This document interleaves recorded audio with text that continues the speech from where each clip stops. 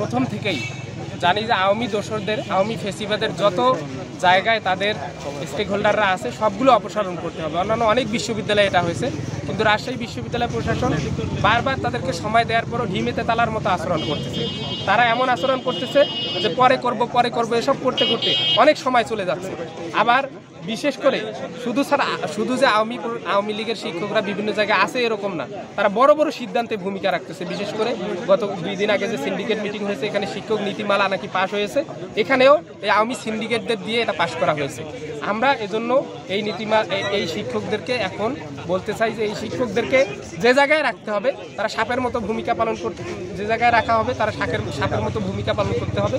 তাদেরকে অবিলম্বে তাদেরকে সব জায়গা থেকে বিতাড়িত করতে হবে।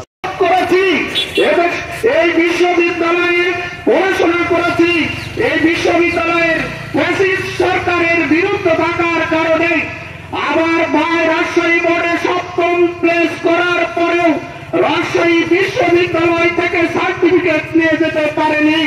অবিপন্থী শিক্ষকেরা ক্লাসে ডাইরেক্ট অপমান করে তার করিয়ে বের করে দিয়েছে। এখানে ক্লাস করতে দেয়নি। আমার সেই সন্তানটি, আমার সেই সন্তান তুল্য ভাইটি তার ছাত্রত্ব শেষ করতে পারেনি।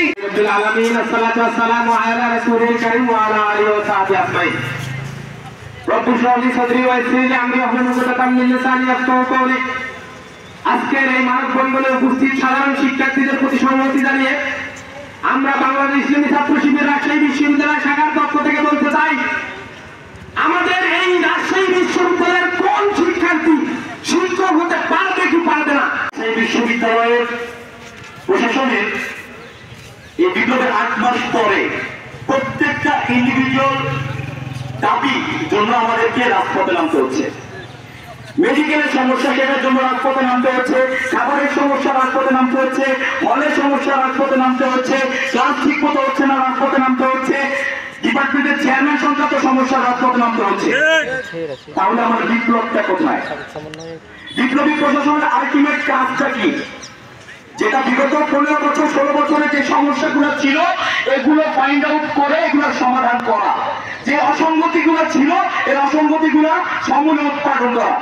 কিন্তু ছোট থেকে ছোট সমস্যা থেকে শুরু করে একবারে জাতীয় সমস্যা পর্যন্ত সকল ধরনের সমস্যাগুলোর জন্য আলাদাভাবে স্মারকলিপি দেওয়া লাগতেছে, আলাদাভাবে আন্দোলন করা লাগতেছে। আজকে একটাবার শুধু ইমাজিন করে দেখেন, আজকে যদি 5 আগস্ট না হতো, আজকে যদি আওয়ামী সরকারের পতন না হতো, তাহলে যেই শিক্ষকগুলা আজকে প্রশাসনে বসে আছে তারা তো আমাদের সাথে ছিল, এই শিক্ষকগুলোর ব্যবস্থা আওয়ামী শিক্ষকরা কি করতো, আওয়ামী প্রশাসন কি করতো?